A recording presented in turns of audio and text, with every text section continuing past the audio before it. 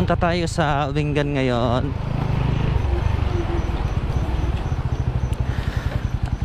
Dahil in-invite tayo sa isang resort. Let's go.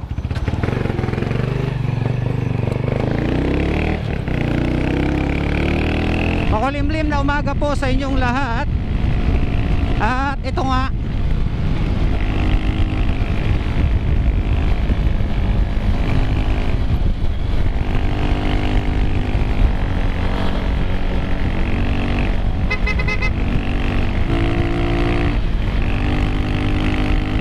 naghihintay na si Sursurando.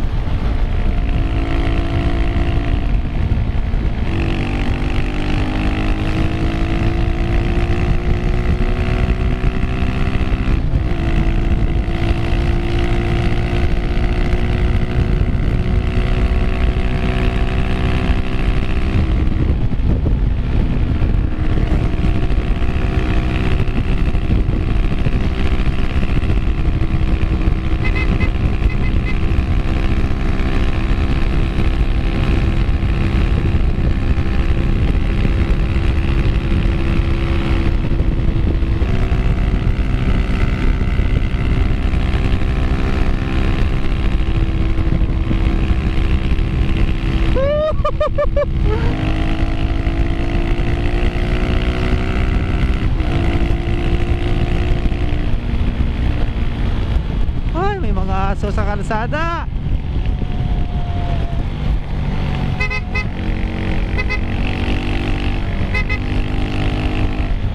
Shout out Yuray Fuel.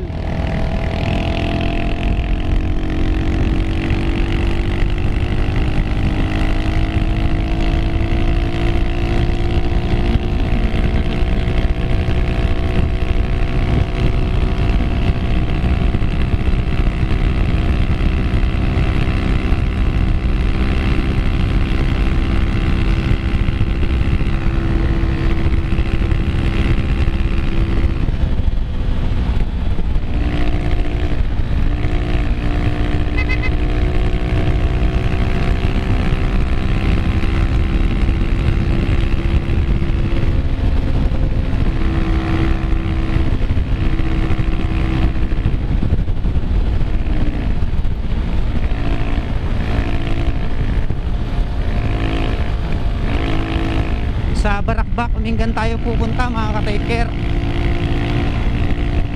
Kasama natin si Kasorsor TV.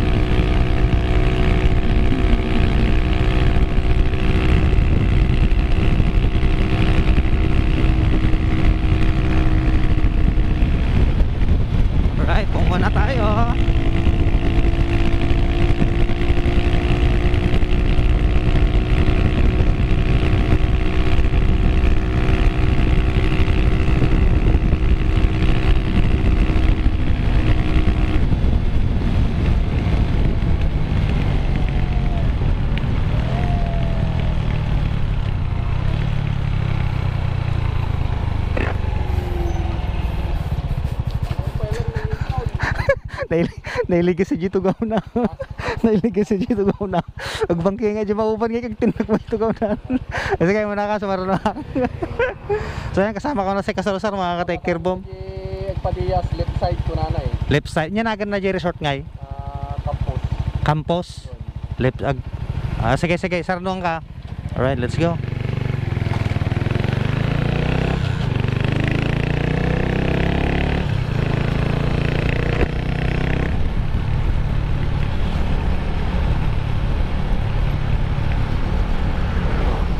Yung upuan ko nahuhulog. Kailangan nating bilhan ng bagong upuan.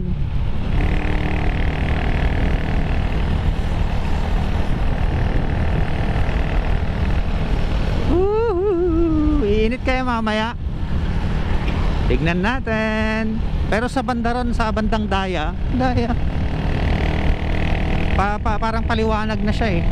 Talagang makulimlim ng talagang panahon dito sa bandang sa amin.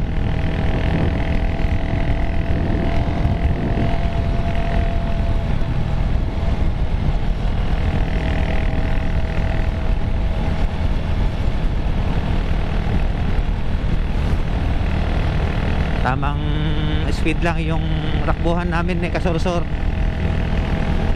Sunday ngayon, June 8, at malapit na nga ang Independence Day mga ka-take-care.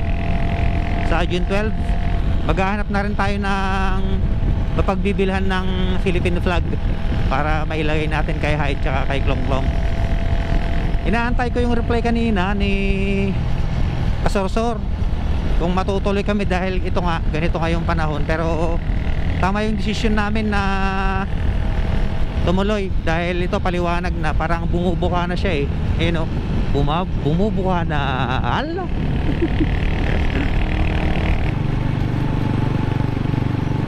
Diretsunin namin tong sa simbahan.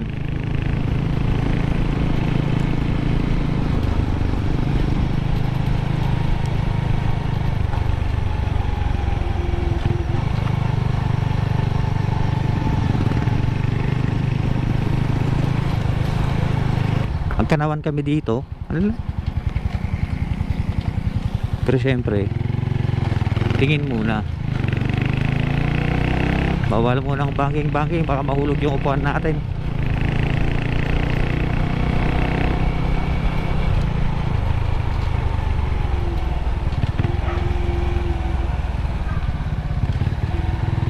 Uy, road work.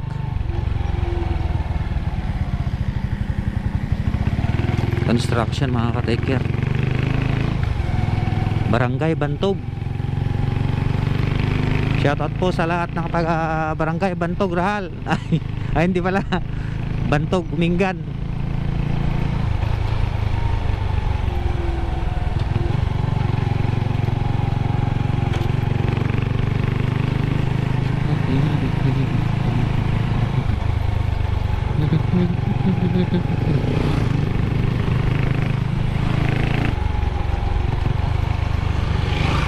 Alright.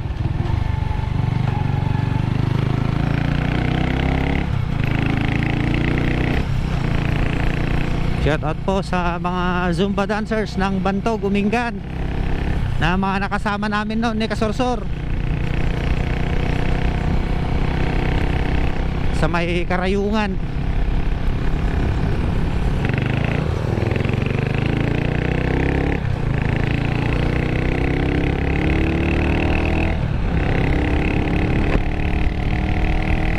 Kabatuan sa kayo muna eh, Kabatuan. Ada gasolinaan to yan. Gas muna si madam.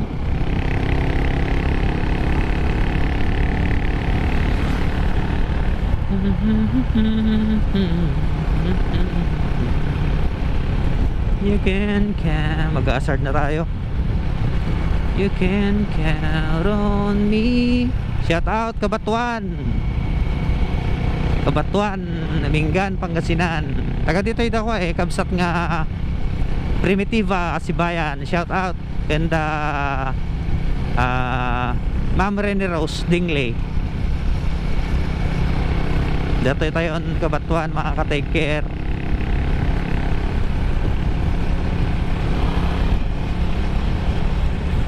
Tutujumit nga ako na kurbada na eh.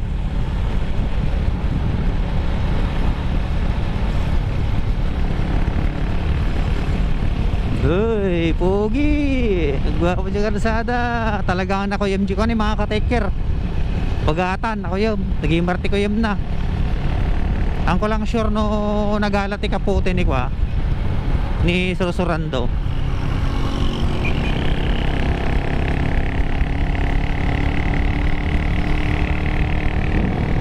Nagmayaten. Aray. Nagmayat mga ka-taker na eh. Grabe oh yung view. You can count. You can. Uy, uy, uy, uy, uy. Tumaray.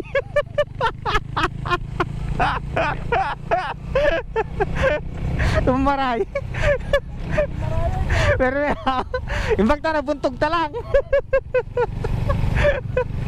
Nagloko kasi ngabakan. May mga sa gilid kaya kailangan ko ng payo. Diaz, malapit na tayo sa Diaz. Pero Karayungan pa yata muna eh. Karayungan pa yata muna eh. Ay.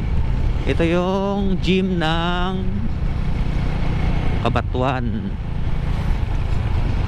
Ito Kabatuan.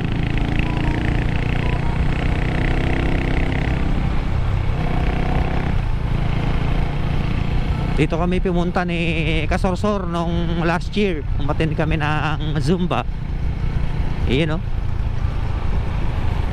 Barangay Karayungan Sur. Nakarating ka na ba dito?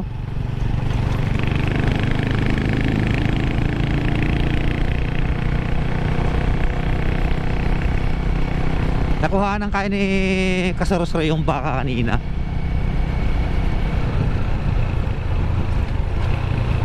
Ito magaganda rin yung kan dito eh. Maganda rin yung mga kurbada rito eh. I love Karayungan Sur. Shout out po sa lahat ng taga Karayungan Sur. Magandang umaga po. Yun oh, grabe. Ganda rito. Pero pag nakita ni Kasorsor yung talugtog kapag nadaanan namin mamaya, mas may in love siya doon. So i-try namin mamaya. Diyan naman yung papuntang New Zealand ng Umingan. Yung Chocolate Hills pala, Chocolate Hills.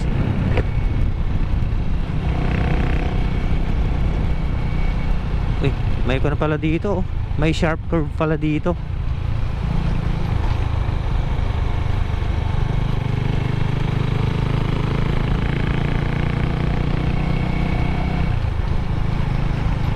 Dito na tayo sa Ricos. Yun o, barangay hall ng Ricos. Ricos pa pala bago Diaz.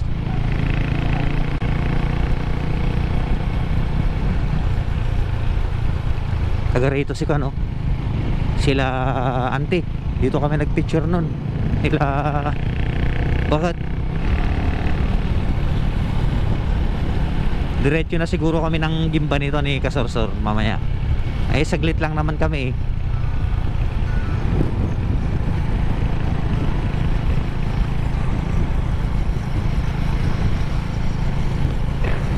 Guwapo, guwapo. Guwapo, grabe. Ang sarap magmotor. Ay, ito na. Barangay Barakbak. Oh, mas mauna nga itong Barakbak. Shout out sa lahat ng taga Barakbak, Umingan. Dito na kami mga ka-taker.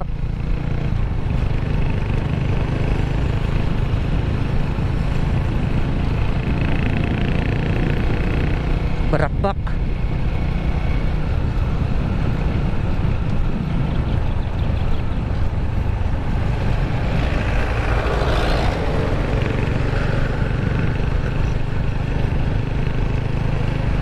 Diaz.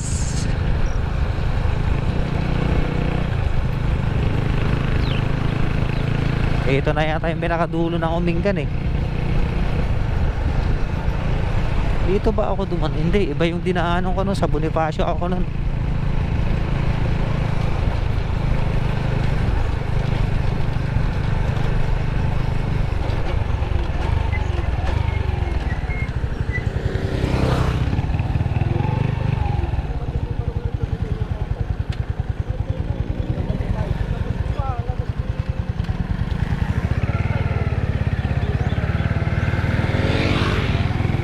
Salamat sir, salamat.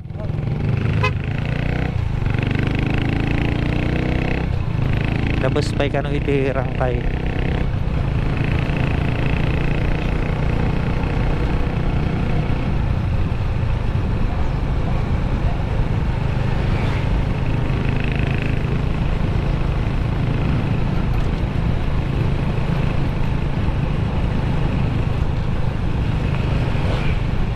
Dito na tayo sa Barakbak Elementary School. Kami nakapicture di ba?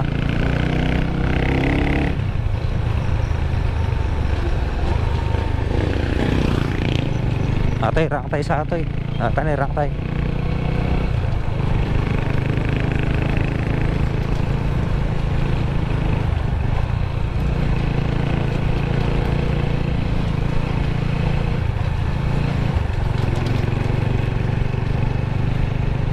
Ayun oh. Campus. So yan mga ka-taker.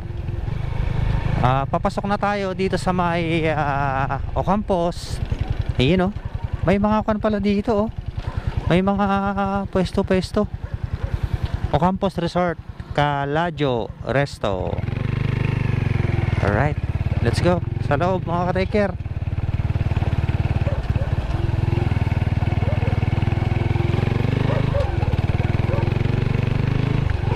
Papasok na tayo dito sa loob. Sana hindi pa umulan.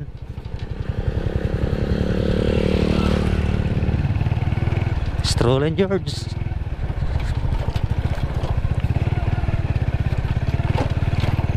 Baka sakaling makumbinsi ko si Kasursor, ikot kami sa Gimba. Makikita niya yung ganda ng kalsada ron sa may Talugtog.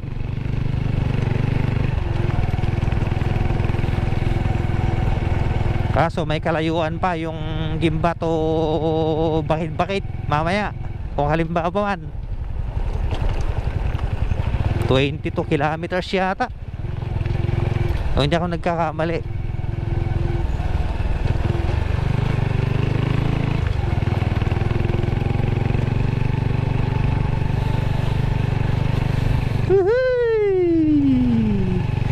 Ayun oh. Ay maganda pala mga ka-taker. Andito na tayo. Welcome Ocampos Resort dito sa Barakbak, Umingan, Pangasinan. Calajo Resto Bar. Ay isa lang pala. Yun oh. So yun, nandito na tayo sa Ocampos Resort and Calajo Resto Bar, Barakbak, Umingan, Pangasinan. Hi ma'am, good morning po.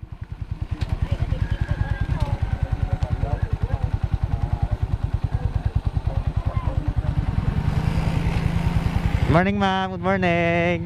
Good morning mga ka-taker. So nandito tayo ngayon sa Barangay Barakbak, Umingan, Pangasinan para pasyalan ang Ocampos Resort.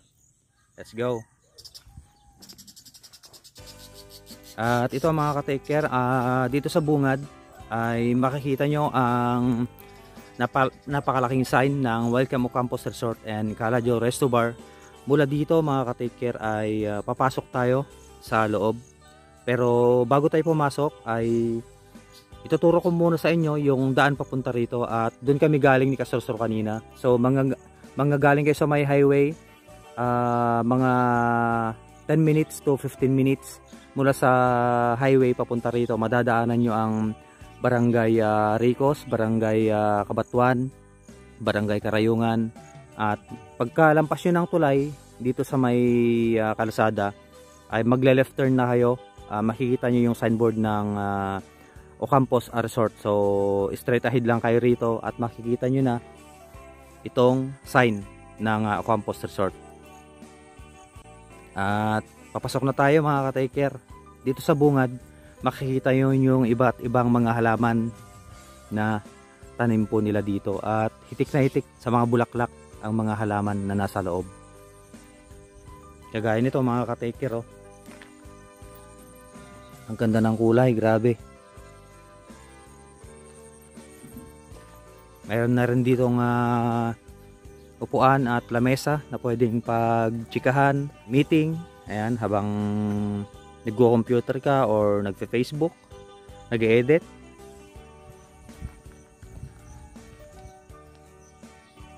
Ganda ng mga bulaklak mga ka-taker, boom.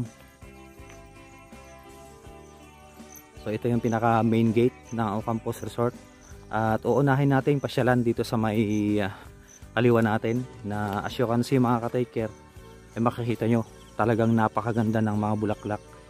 May bougainvillea at may mga iba't ibang klase ng halaman dito na makukulay ang mga bulaklak.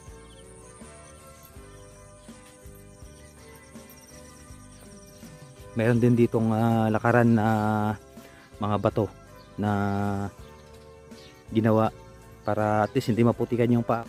Ito may mga cottages dito mga ka-taker, oh. May mga lamesa rin dito at mga upuan. At papasok na tayo sa mismong resort mga ka-taker, sa loob. At paalala lamang po sa mga papasok dito sa resort na kailangan maging aware po tayo, dahil may mga naka-install na mga CCTV kagaya niyan, at doon for security.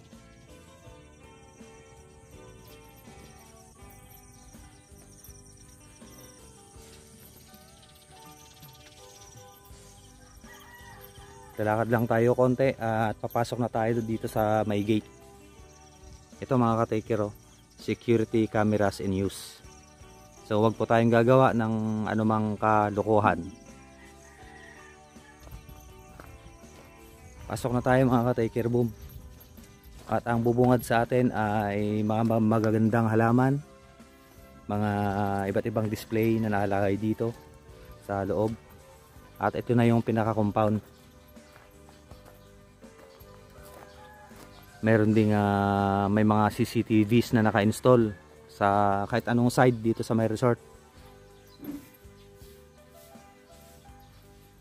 At papunta tayo ngayon dito kay Mama Mary. Yan, meron din ditong imahe ni Mama Mary na kung saan pwede tayong magdasal, magpray.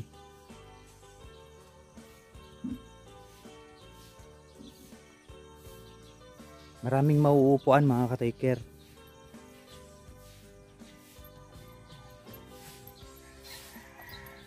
Naka-solar din yung mga ka-taker, oh. Ang ganda, oh. Naka-solar siya. At meron dito nga mahabang mesa na pagdadausan ng kainan during the party. Meron ding screen doon sa may taas na pwedeng panooran. Paakyat na tayo mga ka-taker dito sa may mismong resort.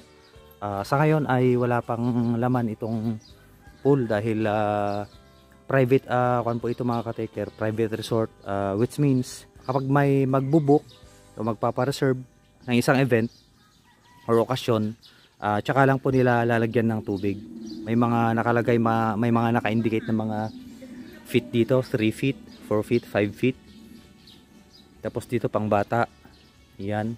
At may mga cottages dito sa harap natin, 3 cottages dito sa harap, tapos sa banda ron ay 2, so bali 5 lahat na pwedeng i-accommodate ng mga bisita, pwedeng mag-overnight. At meron din ditong upuan na ang ganda ng round na round yung pagkakagawa. Meron din ditong 2 dolphin, ayan, revolto ng 2 dolphin, kulay blue. Yung ambience niya mga ka-taker talagang maaliwalas, malamig sa pakiramdam. pagkapasok pa lang namin is kasursuro sa may gate, sa may harap, makikita mo na yung maaliwalas na kapaligiran dito sa loob ng resort dahil nga puro green, puro mga halaman yung nakalagay na nagpapagaan sa pakiramdam at stress reliever talaga. So meron dito ang dalawang mga kaibigan natin, si Blackie at si Brownie. Ayan, magpinsan po sila. At mayroon ditong umbrella tree na silungan during the summer. Dalawang umbrella tree. At nandun din yung kanilang comfort room. May mga cactus din sila sa banda rito, mga kataykero. Makikita po naman ninyo sa paligid natin na talagang hitik sa mga halaman itong resort. Ito po yung pool, mga katayker. Ang aliwalas, mga katayker. Pang Facebook profile, pang Instagram, at dito may mga halaman pa dito, mga ka-take care. You know, kulay blue yung building ng Ocampos Resort. At dito may isa pa ditong pwedeng pagdausan ng okasyon, celebration. Ito, mga ka-take care, may CCTV sa harap natin. Napakalaking butterfly ng nakalagay dito sa may likod ng wall ng pool Ocampos Resort. So yung mga ka-taker, naikutan na natin itong compound ng Ocampos Resort at sa may labas. At sa mga gusto pong magpa-reserve or mag-book dito sa Ocampos Resort, ang maximum capacity po ng Ocampos Resort sa mga bibisita ay 30 packs. Pero pwede pa naman pong mag-exceed doon. Sila na pong bahalang mag-accommodate sa inyo. Yung presyo po ng whole day ay 5K. Kapag aabot ng gabi, 7K plus additional 700 sa mga gustong matulog sa mga cottage. So ayan po, mga ka-take care, maraming salamat sa Ocampos family sa pag-invite sa amin dito. Pero sa ngayon po ay wala pong laman ang pool dahil for reservation and for booking po yung sistema po dito sa Ocampos Resort. So maraming salamat po muli sa Ocampos family sa pag-invite sa amin. Kita-kits po sa next vlog. Take care, boom.